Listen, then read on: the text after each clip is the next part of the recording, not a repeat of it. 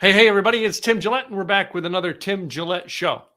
I'm bringing back to you guys another guest. It's someone that I met for the first time doing my 100 interviews in 30 days a year ago. I met this guy, and since then, I think he's been back to speak 3 times, maybe 4 at our virtual conferences because he has such a great subject for online marketers. All right.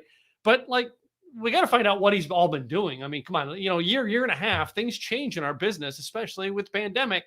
And our guest today has someone who's been very much about change, and that is Victor Vento. And I said I met Victor through the whole pandemic, and we're just going to bring him back on today and see a little bit more about what he's up to.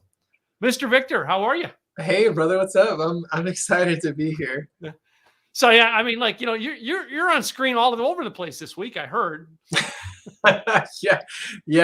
I just hosted a workshop myself yesterday, so it was really good. We had like a small intimate group there to get things done, and we implemented. And I love when people are like, "This is what I'm walking away with. I'm going to take action on this." Like, I love seeing that. That's one of my biggest things. So, yeah. Well, I mean, I love when I do the workshops and I hear the ahas. You know what I mean? Yeah, they're great. That is what I miss about the live rooms. Yeah. Is you can, what I mean, in live rooms, you watch the eyes pop and you're like, that guy got it. You know what I mean? He's going home a different person. It's kind of different. You know what I mean? When we have these virtuals, we can talk each other on the screens, but when they're just in the audience and all they do is see your screen and see your PowerPoint, you're like, you miss the ahas. So, yeah.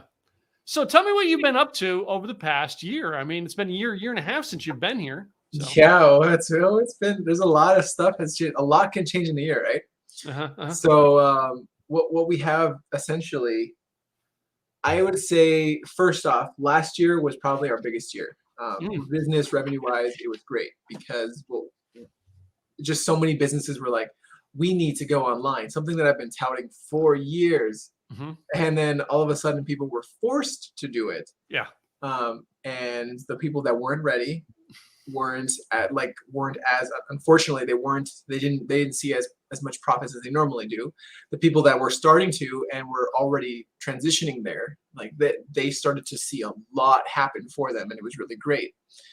But again, that goes from a business perspective. Like, you see what's coming and you make changes ahead of time. You don't react, you plan. Yeah. So in our case, a lot of good things happened there on business wise, but something on the personal side actually completely transformed my life. I would say toward the end of the year, last year, October 18th, 2:13 in the morning, actually.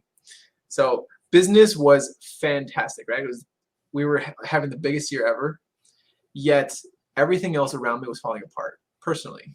Like, I would say, like, my wife and I were headed toward divorce. My kids didn't even, like, they hardly ever saw me, and it was just like I was a shell of a person inside, spiritually and everything.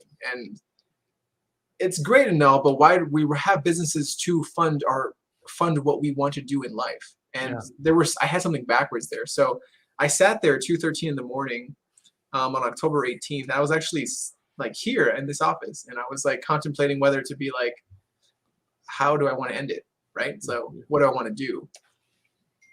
And then I see an ad that said "Escape from Hell." It caught my attention because that's kind of where I was at. And I read it, and it said, "No one is coming to save you, but you can still be saved." And it connected and resonated with me in such a way that it explains almost as if that was written specifically for me. So I clicked through, I watched this video, I opted in, and this business owner was saying, like, a lot of us have it backwards, and we focus on profits and business and revenue by giving up everything else. And so there was like this transformation, an invitation to an event, a 30-day challenge that I enrolled. I was like, you know what? I'm all in. Let's do it. What else do I have to lose at this point? There's nowhere to go but up. So I went ahead and opted in. I took this challenge, and it just transformed my life. So I joined the program afterwards, and I'm like still part of it, and it's fantastic. Year now later, I like the way things are now compared to then is surreal. It's fantastically surreal, right? It's just it truly gave me perspective for what I do. Like if no one knows at this point, like I've been on here several times, I talk about Facebook ads and marketing and things like that, online ads with paid acquisition. And that business owner was brave enough to stand up and rise and be like, hey, I'm going to show up differently online. I'm going to show up and invest in finding my perfect people. And in doing so, transformed my life. So now, like we just got back from our third family vacation. We go on our longest family vacation in like exactly a month from now. November 1st, we leave for a week. And you know, like my wife and I have never been more connected. My children, like I literally was, we were just finishing up lunch and they were just like, bye, I love you, Dad. And bye. You know, it was just like so much more different than who I was a year ago. And it's on top of that, that gave me power to show up so much more differently in business, that we have more profits now than we've ever had. Even though last year was great revenue wise, we may not be the same revenue wise, but our profits are so much more fantastic this year. And it's because of like who I've become throughout that journey, right? And I think that's one of the biggest things that's changed over the year so far for me and our business, and then our clients see it too, and they just absolutely love what's happening. And it's just, there's this, like, you change one person, you change a family, you change a city, and that just keeps going outwards, right? So that falls in, and I get to pour into my family, I get to pour into my clients, I get to pour into like prospects and people that may not be ready to work with us yet. And that's because all of that perspective was shifted for me. But yeah, that's been the biggest things for us. And so I've been really called to work with a lot of speakers over the last year. And the workshop that we were just talking about yesterday was about filling events and how to do so. I usually draw something out. That's one of the things I've done recently that I found works really well, especially in the online space. We're used to like Zoom and like face to face, like you said, like being in squares. Yeah. And you mentioned something about presentations. Yeah. One of the things there was with presentations, like it can get a little boring. It almost seems a little more educational, and people are like, I kind of start checking out like we're in school. But when you start to draw, and as you explain and as you teach and you draw people in, right? I can't take credit for that line. I really like it. When you draw people in. It's from a mentor. I wouldn't say a mentor, but someone that I've learned this from is Simon Bowen, who does this, and he does a lot of diagrams and he draws everything out as he explains it. We tell each other to speak in story, but that has one of the things as you storytell, you draw that story out, and it helps to do a couple of things, right? Visually, people get it, and then like they hear it too, so that they get it, and there finally clicks in two different types of mediums that we receive it at. So we just receive it on a much deeper level. Wow. I expected like this, oh yeah, man. Well, we did these great thing, and I never expected like a personal story would totally impact your world, your business, your life like that. Wow. So that's life changing. So, and one of those, it's like the 180, I guess. Yeah, it's I can't even, the way I keep explaining it is it's fantastically surreal. It's speechless. I can't, there's no words to explain how transformational it's been. And I'm not saying this to be like, this is the program for everyone, right? This was perfect for me. Yeah. But everyone has that whatever we provide. For example, with what people do with you, and people get drawn into you a certain way because they come to you a certain way. They have you have something that they absolutely need. Yeah. Same with me, right? People come to me a certain way because I have something that they need.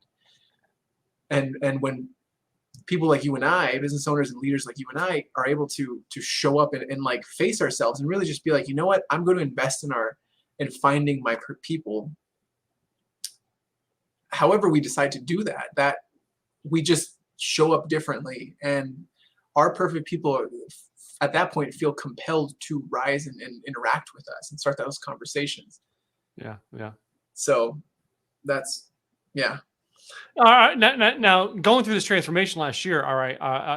Did you stop at any point and go, well, let me just, take everything I know and throw it all in the trash and go, let me start over? Or was it, wow, now I understand why I'm here and why I need to do this more?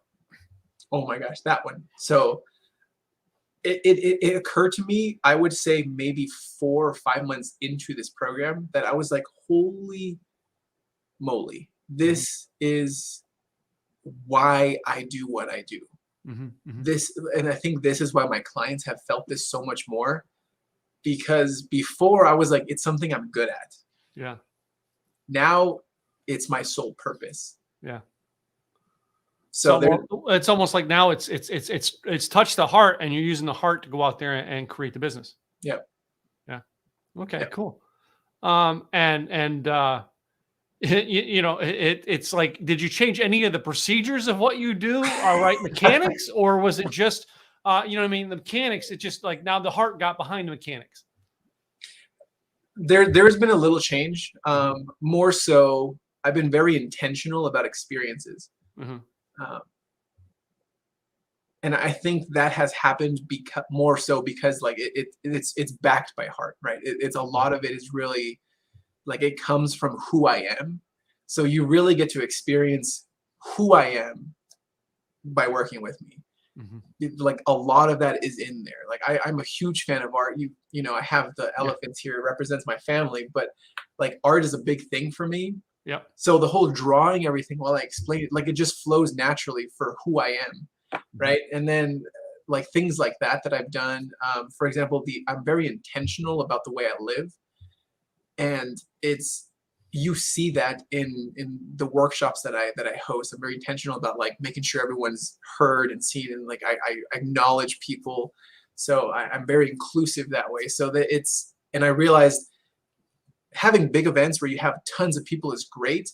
And I love being part of that. I love being life of the party and hosting that as well. But I absolutely am in love with the smaller, intimate workshops where you get to really connect with people and transform them. So, I mean, have you been going out to speak at live events? Or are you doing mostly virtual now because you are internet based in what you do? Yeah. So I've always kind of, I would say in my past, my history, like I've always been more virtual than anything else. I would say in the last 2 years, it's been more in person. And then over the last year, of course, it kind of died out. I went to one actual live event when everything like started in March. Since then it was like August is when I went to the first live event, and then since then I haven't really been to one. Actually, I'm going to another one next week. So that'll be fun. But I miss them because I fell in love with, like, I was like, oh, I get to actually be with people. Like, I love this. Yeah. But yeah, it's really been brought to my attention more in the last 2 years to be like the in-person events. Yeah. I miss the in-person events, but like I've gotten so good in loving these like virtuals because I don't have to go far to put them on, as opposed to, in the old days, it was pack the truck up. In some cases, rent the truck to get all the stuff over to to my hotel to actually set up the stages and all that. It's like now it's like I get up every morning and turn the computer on. Boom, stage set. So, yeah, absolutely. That's because that's it. Like you have no idea if I'm wearing pants right now. Well, that is. Yeah, we had a thing on. I have another podcast I do with Katrina Garcia on Fridays at noon. And we have this thing on there where somebody talked about it. So we made that our hashtag, the No Pants Podcast. That's awesome. Yeah. Because it's like you don't. But I've said too, the first like live event where I know the audience, or maybe my event in November, I think is where I'm going to do this. You have to be there in November to see it. No, I think I'm going to walk out on stage with my pajama bottoms on and go, oh, we're not doing the Zoom thing? I love it. Yeah. That may be my new costume. Show up with dress shirt on and pajama bottoms and slippers. So I don't know, because it's like I'm funny. I like to be funny in what I do. Yeah. But I like people to connect and go, yeah, because I think a lot of people are going to relate. Yeah, that's been me for the past 2 years. Yeah. So, um, so how much time then, and you said you do a lot of vacations and stuff. How much time you get to spend with the kids now? All right. Is part of your day. Oh man. So my whole schedule is now reworked around family. Mm-hmm. For example, on my daughter has gymnastics so we leave around 10:30 at the house. We get back around 12:30ish. Mm-hmm. Mm-hmm. And then we have lunch, and then from 1 to about 4 is I usually end my days at 4. Technically 3:30, because I have like a ritual that I do for the last half hour to really turn off completely and be like, I can go and be dad, husband, partner, whoever. Like it's really nice. I've been able to turn off the work brain. Fantastic. Mm-hmm. But yeah, so like for Fridays, for example, from about 5 to it's like 4:45 to about 6 Mm-hmm. is every day. I have like this power hour where it's like I get the most important task done or work on it as much as I can. Then I go take care of myself, and then so I work out with my wife in our garage, in our home gym, and then we do and then we have like breakfast, family time, and then I come back downstairs and I start a ritual that transitions me from who I am outside of business into I'm in business. So like I read, I journal about it, and then I go into taking care of the tasks, clients, works, things like that, sales calls if I need to. But yeah, and then we have like a lunch break where I go upstairs to have lunch with the girls, and then I come back down and then transition back into work mode for the next several hours before I check out for the day. Mm-hmm. But in that, it has forced me to make sure I no longer do things that are irrelevant to who I am in the business. Mm-hmm. I've been forced to outsource. I've been forced to really prioritize what's important in the business, what's going to move it forward, what's going to help our clients, things like that. There's no more of that wasted time, best put. Okay. It's so often, I think, when we get in this realm, all right, and the pandemic kind of really made us think about, what the importance is of our family. Mm-hmm. All right. And many of us had to learn, to be around our family again for the first time. I know my wife and I, we the first month of working, 2 people in a small condo who talk a lot Yeah. was quite an echo chamber in here. And the first virtual event I put on, my friend Tony, who's one of my event planner friend of mine, was listening to it. And she texts me on my phone and goes, I can hear your wife talking in the background. Oh, man. So, but that's part of, part of how our family is adapted to our business. Mm-hmm. And, our kids are grown. Our youngest, my youngest stepson, my wife's youngest son, he's 30 now. So it's like, I have a different perspective of family than most of the kids, but young people who had this to deal with. As you went through the year, all right, and you changed some things in your personal, all right, it helped you do things more in business. But did you think out there, like I know you did the workshop yesterday, did you think out there like, okay, I need to do these workshops on a regular basis now, or I need to do something on a consistent basis, or what was the change ups there, Annie? In regards to business? Yeah. So the workshops are more of a new thing that I've been planning for a while. However, it is a recurring thing now. I am going to be hosting them once a month. I'm going to be capping them at 10 people. For several reasons. There's some marketing thing there. There's psychology there as well, but mostly because 10 is what I found to be a really good number that I can connect with over the course of that day of that workshop. And really impact how they fill their events. So that has, I would say, has been one of the biggest changes and things we've taken on. So now, are you doing these in a mastermind type setting, or is it all you training? Define mastermind type Like session. hot seat, all right? You know what I mean? Where I go Yeah. one by one. So Yeah, yeah. that's included for sure. So we Okay. have there's some the big overview is like there's a morning session, there's a working session, and there's like a kind of sharing session, breakouts for everyone and things like that. And then we have like a wrap up session toward the end. But the morning session is strictly focused on like me providing the context of why we're going to do it this way and helping. And this is where I draw a lot of the things out, and everyone kind of they get it. It clicks for them most of the time, from what I've seen, and it's like they're able to understand and dive into it deeper, focused. So then when we get to the actual working session of this, I recap that part, and they're like great, and they go all in for it, and then we kind of they walk away with their blueprint pretty Mhm. much. And they're like yesterday, for example, when I asked them like, so what's the, here's the thing I make sure I ask, like, what's the action you're going to take in the next 24 hours? One person's like, I'm going to duplicate this page and then I'm going to do this because that's going to help me do it this way. So it separates it from here. And I'm like, great. The other person is like, I'm going to create this because this is this, for example, this piece I can give to people to actually get a result without me. I didn't realize that they could get it without me, but it's something I have already been doing for the longest time with people, but I don't need to necessarily be there for them to get it. And so she was like, oh my God, this is fantastic. So she's going to create that. That's what she committed to create today. Mhm, mhm. So, and are you working with them? Because I know you were doing stuff in the, in the marketing event, the bot space and chat bot Mhm. things. Are you working with them on the mechanics of filling their event, or are you working with them on the story? For instance, taking the impact of what happened to you this year and going, "Hey, guy, we need to find your impact spot to help you impact your customers." Good stuff.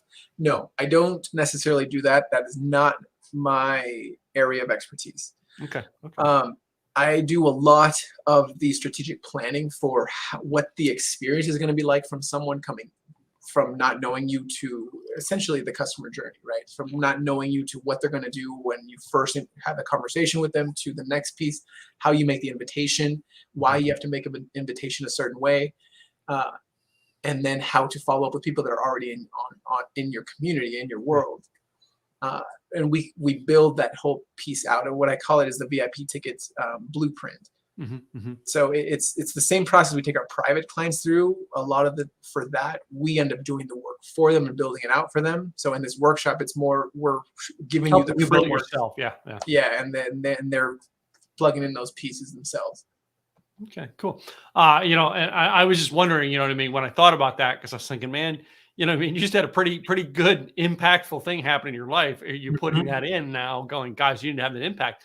Are you bringing in, though, someone who could help teach that, or does the people attending this workshop already have that in place, already know that? They tend to do. Okay. From what I've seen so far, I haven't run into anyone yet that doesn't really have that. Hmm. Uh, the level of people coming in here, they've been through something like that. They've had some of that training already. They've already hosting events. This is not their first event that they're Okay, necessarily not the going. first rodeo, baby. Yeah. Yeah, so they're just looking for how to bring how to fill it more from what they've Mhm. previously done. Okay. So, and is all the people you're bringing in people who've had events, or are you bringing, are some sneaking in the door who've never hosted an event before? I've had one or two sneak in that Hmm. have not hosted events before, uh, but they've been thinking about it. Hmm. And you know what, I say events. We have this idea of what an event is. I think a lot of people think it's like just the Zoom thing, the big 3 day, or like it's a 2 day or a summit or something like that. Um, but they're like challenges are an event. Like I mentioned Yeah. earlier, it Yeah. was like a 30-day event, right? It's like a Hmm. multi-day thing. Uh, so there's the frameworks that we go through is really just applied to that specific situation. That's why I wanted to keep it smaller, because I can only do it. We can only personalize it so much with Yeah. Yeah. that many people. Um, but yeah, it's I haven't seen them have too much issue because they have an idea of what they wanted to do already. They just didn't know how to execute on it, and that's really what they end up creating in Mhm, there. mhm. Cool. And you know, as you're developing this and putting this together, it's like every month are you finding these new challenges to go, oh man, I never thought about that doing an event. And you go home and like next month's event is entirely got a whole new section into it because you're like, well, George had this problem last month. Let me tell you guys how to solve it this month. Gotcha. I haven't run into that yet. Okay. I'm sure I will. I'm sure I will. Yeah. So yeah, well, do you know John Limbacher? No. Okay. So John's it's Internet Dominators. He was an SEO guy like long before we knew it was called SEO. Like that's how long this guy's been in the business, right? And he hosts this like Thursday call every Thursday, like 11 a.m. or 11 a.m. his time Pacific. And it's like an hour call on, you know, different from search to traffic to, you know, using Kartra. I mean, like it's all this weird stuff. And he said many, many times, he says, well, the reason I host this call every week is because you guys tell me your problems. I go Google it, I learn it. All right. And that teaches me more stuff to teach you guys. All right. So that I can create more programs to help you out. Like, it's like a cycle of, okay, this is the problem. So I go fix your problem for you. It makes you want to stay and keep paying me beyond the call every Thursday. Yep. No, that's awesome. Yeah, absolutely. Yeah. So, and I was wondering if you're doing that. I mean, because I mean, you're pretty wise, just like John. That's why one of the reasons why I hang out with you is because you're wise like that. I'm like, you probably be doing the same thing. Like, here, let me talk to me about your problems. Okay, let me Google your solution. Here's how you fix it. So there are some from that perspective, there have been some things that I've adjusted. More so to keep up with the times. For example, like this is when we start to get into more of the tactics, because of what we create is more foundational in how marketing works in general. And then we've applied the way we do it to that. However, there are tactics that we see throughout. What's the way to say this? There's some tactics that pop up here and there that we end up seeing cycles of. Right. So we see the big cycle of, for example, like lead magnets or webinars or things like that. Or for chatbots, like when that was like a big giant wave, right? That everyone was like, oh my God, I got to have this. And it was great. But we applied the foundational principles of marketing to it and it worked out even better. Yeah. And so it's more applying that to the current wave of tactics that we start to see in the marketplace. So, you know, people are doing mini workshops nowadays, and they're like 1 to 2 hours fixing one specific problem. And it's working great for people, right? People are really interested. And if they're like, yeah, 1 to 2 hours, I get it done. And that's the piece I wanted. And I just identify that one thing. And people have been using that for a while. But you know, like those tactics come and go, and the foundational principles will never really change, because humans are irrational, but we're predictably irrational. Yeah, good point. So, and for instance, like right now, over the past 2 years, I watched everybody, like the hot button became Clubhouse. I don't know if you were on Clubhouse. Yeah, I remember that. But here's the unique thing I've learned about this, all right, of watching marketers over the past 10 years is I know a young lady who's like killing it with Clubhouse. I mean, literally, she's raking in and getting new clients for coaching all the time. However, I remember when she was on Blab and she was pulling in clients off of Blab left and right. This woman has a system of building relationship. No matter what the tool is, the tool isn't what's bringing the business in. Right. It's her and knowing how to work with the people who show up, whatever the tool is. Yep. All right. And I think that's you. I mean, you're the same way. Is like, let me show you the principles to make the tool work, and instead of let me show you the tool to make the principles work. Yep. and I'm sure you've seen those too. Yeah. Well, yeah, absolutely. Well, one of the things that actually brings up for me is like I heard this. I heard someone say this, and this is fantastic. Like, you think a software is going to save you or be the thing that's going to make you wherever you want to, like, take you to wherever you want to go. It's not the software, because it's easy to blame the software, or like that tool, like you said. It's really who you are. You are the person that makes something work, not the tool, not like, again, this applies to not just in business, but everything, right? We could easily, like, if I were to apply this to my marriage, right? I could very well say, I was like, oh, it's because of the pandemic, we're always together, or because I work from home, we work together in the business, like we're always together. That's why we butt heads all the time. You know, like I could blame the situation, or I can look at myself and like, who am I in that situation? And that's hard for a lot of people, I believe. So to really take that look in the mirror and ownership, because that creates this perspective of like, you're the problem, you're also the solution. Yeah. So, but taking that ownership is well, the ownership. Come on, you know me, and that's ownership. I take ownership for everything I do, good, bad, or ugly. I own it. I'm like, okay, I screwed that up, guys. That's me. One of the things you mentioned there that some of the people are doing in marketing, right now, is these challenges to where it's like, say, 5 days. All right, you talked about the 29-day you ran one, but like they'll do 5 days on a subject and do it in a challenge. Even Frank Kern, I don't know if you're in Frank Kern's program, like I am too. Frank Kern is where I learned it from. I think it was in 2020, maybe it might have been beginning of 2021, where he did this challenge. I'm like, oh, it's a unique idea. And it's basically the subject broken down into 5 things. And then you do a little training. Okay, guys, go do this today. You know, here's your homework. Go do it. You know, I'm in the same mastermind as the person who built his challenge up. Like I remember I brought up the idea, and he was like, yeah, I've been doing it this way. And I was like, wow, what he added to it made it even better. And then, I saw it completely applied. It was awesome, but I get it. Yeah. You have like the 5 days that you break up the one subject. Essentially, and it's not, I think what people get confused with that is they're like, well, how do I stretch this over 5 days? No, it's how does it build upon each other over 5 days? Yes. That's what makes it the challenge is the 5 days, because it's day 1, you're doing this. Well, day 2, you're taking what you did on day 1 and then doing another task. And it builds. And that's the difference between challenges and break my course down. Yeah. Because I know a ton of people who broke their course down. Well, yeah, exactly. Yeah, there's those. I've seen that. They're like, well, let me show you how to do this. Now let me show you how to, and they're almost completely irrelevant. But yeah, you want to have it built upon each other for sure. Well, something unique you kind of mentioned in there, all right, you know what I mean, when you're talking about, the tools and the person is, and I've been a big fan about this with my clients over the years, is I tell people, write me down what you want to do, even if it's on a piece of paper or a whiteboard, and let's then find the tools to make it work. And I have found that when you've written down what you want to do, the tools appear.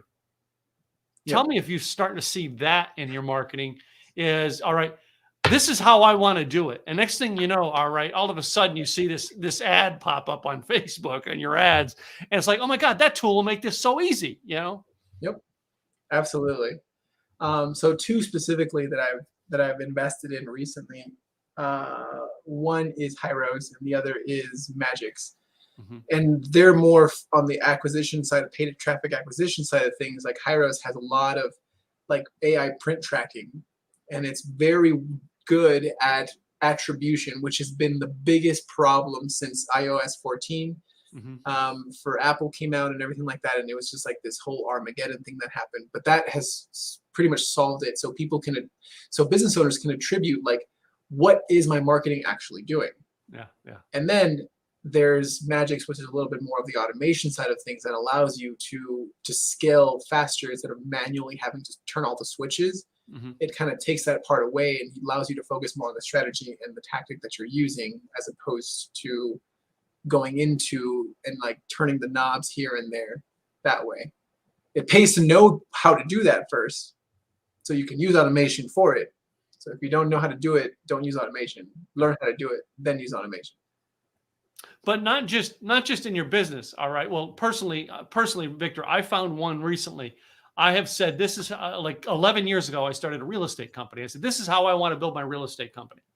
And kind of like as my coaching and marketing company built off, the real estate company kind of just stayed stagnant. All of a sudden, I took out my sheet the other day of what I wanted to do with my real estate company 12 years ago. And guess what appeared? Someone who has a whole mentoring program and a whole membership and a whole slew of connections to make it happen. exactly the way I wrote down 12 years ago. And I think too often we put it down on paper and some of us go, yeah, okay, yeah, I'll get to that later. Instead of write it down and start connecting, right? And I think that's what's unique. And I said, it's just like, it's eye-opening to me. Like when it happened, I got excited. And I'm like, for years, I've been like, yeah, real estate is just an income I have on the side, Now that business has got a whole nother life to it. Yeah, it's crazy how that works, isn't it? Is it? It is. So, but yeah, it's interesting that we seek things out and we find tools. So that made me think of when I was asking you that sometimes it's not just in business, but it's in personal life. Mm-hmm. Man, I wish I could learn how to relate to my kids better. And all of a sudden, a new book comes out and shows up on your, Yeah, you put it out there, it'll come to you, without getting too woo-woo. Yeah. I say that with a smile simply because like I believe there's something bigger than this for sure. Yeah. Yeah. However, it's true. Like you put it out there with the intention of doing something with it, it will appear. And you start, and I believe it's more because your perspective shifts to look for the opportunities now. Yeah. And when it appears, you subconsciously connect that and you're like, oh, that's how I can use it. When perhaps a few days ago it was still there, but you were blind to it because you weren't your perspective wasn't in a was not turned on. Yeah, exactly. I get it. So well, it sounds to me like, you got some stuff going on. You want people to connect with you over the workshop now, or how would you like people to connect with you? Yeah, no. So, I do a lot with paid traffic acquisition. So if that's in your ballpark, if that's what you're looking for, definitely let's connect. However, if more specifically you have these challenges or workshops or intensives or 1, 2, or 3 day events that you host, and you're looking to really bring people in, I have a blueprint that walks through our process of how we actually go ahead and do that, so that you can actually fill it. So this is the website I got down here for that. There is that's the one you want to go to if you want to find out more about that. Yeah, ventobot.com/VIP blueprint. Okay, cool. All one word, VIP blueprint. And it's just, you go download it, you'll see our 5-step process for it. It goes over like the 5P video framework of how to make the invitation for the actual event, whatever it is, challenge, workshop, whatever you're hosting there. It goes through what our messaging matrix is and how we use it. It goes through how we use the ACE method for actually targeting and identifying our perfect people to speak to them specifically. ACE standing for attention, connection, and experience. Cool. Yeah. So before you go though, all right, I've got a new version of my game. Love it. So we picked 5 envelopes. We have questions in each envelope. You pick 3 envelopes, number 1, 2, 3, 4, or 5, and we'll ask you the questions that are in that envelope. Those envelopes. 3 envelopes. All right, let's start with 5. Number 5 is yours. I'm picking from the wrong side here. Yep. Next one. Let's do 1 and 2. 1 and 2. I'm gonna put those 2 over there, and let's open up and see what the magic. You picked up 3 and 4. Huh? I think you picked up 3 and 4. Oh my god. I am horrible at this game. You're trying to wait a minute. I can't, Victor. I guess I'm learning. I can't do this and pick them. Because it's reversed when you look. Yeah, no, I was watching it happen. I thought it was funny. So we're going to start with number 5 and see what your questions are to answer today. Oh, I love this one here. Movie watching. Are you one who wants to watch it in the theater or at home now? Oh man, that's so it depends answer. I know it's not the best answer, but the reason I say that is because as anywhere that I can create an experience with my family, right? Yeah. In a theater, my firstborn, she loves watching. Her first movie was Frozen 2, and it came out on her birthday. Wow. So that was her first experience in a movie theater. She was like, it's my birthday, and I get to see Frozen 2. And it was like in this big movie theater. So being able to like, I doubt it's full nowadays. I don't even know. But if it isn't, then like even if it is, I don't care. But going with them and creating that whole experience of like, we're gonna get popcorn and have like chocolates and hot dogs and pretzels and things like that. At home, we're doing the same thing, right? It's like pizza night, movie night. We have the surround sound system. So it's for me, it's more of it depends on what type of experience I want to give and have. Okay, cool. It's interesting because like, the one movie I can't wait to go see in the theaters, if it ever comes out, is the new Top Gun. If it ever, I mean, they've been teasing us about it since 2018. So Yeah. I think we're going to go through like another 2 elections before we see this freaking movie. Yeah, probably. Yeah. So then the next question here, would you rather have a hamburger or a taco? Man, nothing beats a good hamburger. I know, man. It's my favorite. It's like a staple. Tacos are fantastic, but a hamburger, like a good one, goodness. All right. The next one here goes into personal preference or what you think is better, and that is, who was the better basketball player, Michael Jordan or LeBron James? I don't know anything about basketball, so just say Jordan. I was gonna say, yeah, I'm gonna go with Jordan because I know his name. LeBron James sounds like someone I might know. I should know. I don't know. It's, the idea behind this is to get questions to find out who has a controversy over the question, right? Yeah. Oh, so I love it when I get that one. But yeah, anyway, I think I have 1 or 2 more like that in here, but we'll see what here. Envelope number 1 has. Okay. Envelope number 1 is our good question that we haven't had in a while, but it used to be on every one of them, and that is the toilet paper. Does it go over at your house or under? All right. Goatees are cool, mullets are not.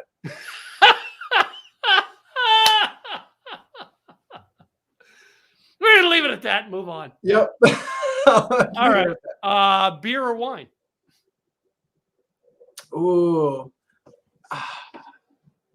We've recently got into wine, so I would say probably wine. Wine. I love pairing it with food. It's just over the last year, it's definitely been a big thing. Wait a minute. That's the new podcast that I'm going to start in November with somebody else. Is going to be alcohol tasting and food pairing. That's like the 2 of us are just into it. It's like we still don't know how we're going to relate it to our business, but it's something we wanted to do. So we've got the tools. We're going to do it. Yeah. Oh, there you go. Yeah. The third one in this envelope is Superman or Batman. That's a good one. Superman or Batman? Let me go with Superman. Superman? All right. Yeah. I was once interviewed by Superman. Were you? Yeah. Dean Cain. I was on Dean Cain's podcast, who played Superman in Lois and Clark in the 1990s. Oh, wow. That's cool. So I can say Superman interviewed me. I love it. Yeah, that's awesome. Anyway, it's on my YouTube channel if you search. Anyway, last envelope, number 3 or number 2 is what you picked. All right. This one's going to be good. In number 1 question in this one here is, in the car, do you listen to a podcast or music? I listen to music. Music? Okay. Yeah. Number 2, I don't know whether it's you wear these, all right, or you prefer to see this, all right, and that is high heels or boots. Oh, good. That was See, good. this is what makes it catchy with this game now. I like the pre-frame there. High heels or boots?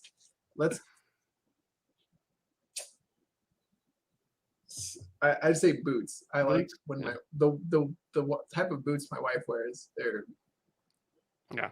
on point. So you see, by doing the game this way, all right, I have some of the female questions could be ended up being asked to males, and some of the male questions could be ended up asking to females. That's why I did it this way. So it's a mystery as to what happens. So, and it's been fun. That one there was a great zinger to happen. Yeah, I love it. And the last one is, since we talked about the movies earlier, when you go to the movies, is popcorn or candy? I'm gonna say popcorn. Popcorn. Candy. I think of like sugary because we get chocolates, not candy. Yeah. There's So I'm like definitely a a distinction popcorn. there. Yeah, I'm a popcorn person, and you got to have all that butter onto it and all Yep. that stuff. Yeah, that's Yeah. me. So, and I eat it all, and then I have to go back for 3 Cokes to flush it. Yeah. And then I'm because I'm old, I have to go to the bathroom 3 times during the movie. All right. Well, Victor, I appreciate you coming on the show again today. I mean, it's been great catching up with you again. I know we're going to have you over at the virtual events again, and always appreciate you when you come over and teach because you always have great information. You're always really helpful to our audience, and we appreciate that. So, do me a favor, say the website one more time. They want to come and get that blueprint. Sure. It's www.ventobot.com/VIP blueprint. Cool. So again, thank you, my friend. All right. Thank you. Yeah. And to you listeners, we want to thank you guys for tuning in. All right. Do me a favor. Go check out Victor over at ventobot.com/VIP blueprint. All right. And we will see you real soon with another guest. In the meantime, guys, have a great day.